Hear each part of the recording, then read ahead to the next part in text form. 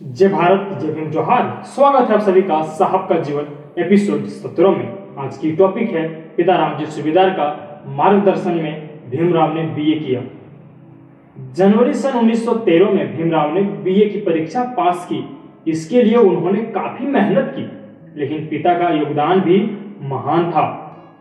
BA तक हर class में पास हुए, जो उस समय एक अछूत छात्र के लिए बहुत बड़ी बात थी। उस समय भीमराव के बारे में कोई भविष्यवाणी करता था कि यह व्यक्ति आगे जाकर संसार के 6 प्रमुख विद्वानों में से एक होगा, देश का संविधान निर्माता होगा और त्राही तराही करती शोषित पीड़ित मानवता का उद्धारक बनेगा।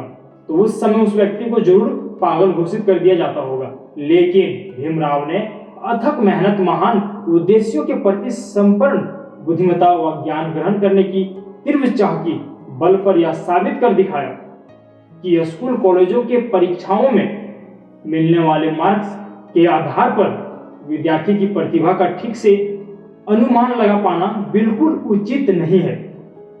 सच तो यह है कि अनुकूल अवसर मिलने पर किसी की भी प्रतिभा में निखार आ सकता है और समाज के विभिन्न क्षेत्रों में नाम रोशन कर सकता है।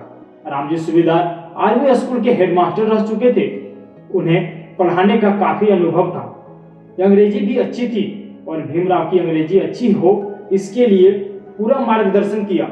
डॉक्टर अम्बेडकर ने कहा, मैं अंग्रेजी अच्छी तरह से लिखता बोलता हूँ, ऐसा समझा जाता है। इसके लिए मेरे पिता की अहम भूमिका है।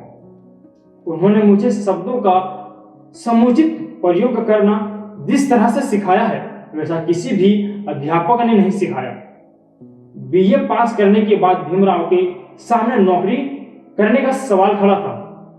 रामजी चाहते थे कि उनका बेटा बॉम्बे में ही कोई नौकरी करे, लेकिन भीमराव बड़ौदा महाराजा द्वारा दी गई स्कॉलरशिप को स्वयं को ऋण महसूस कर रहे थे।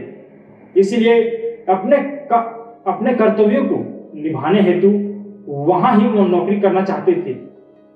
फिर घर की आर्थिक दशा भी कमजोर थी, इसलिए भीमराव नौकरी करना चाह रहे थे। पिता को काफी अनुभव था। वे अच्छे तरह से समझते थे और जानते थे कि महाराजा की रियासत माहौल में जात पात छुआछूत का कारण भीमराव को अपमानित होना पड़ेगा।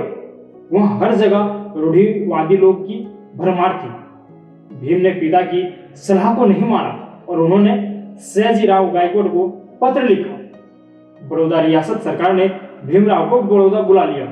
इस तरह से पिता की इच्छा की उपेक्षा कर भीमराव बड़ौदा चल गए। आज के लिए इतना ही। पूरा वीडियो देखने के लिए आपका बहुत बहुत धन्यवाद। जय भीम, जोहार।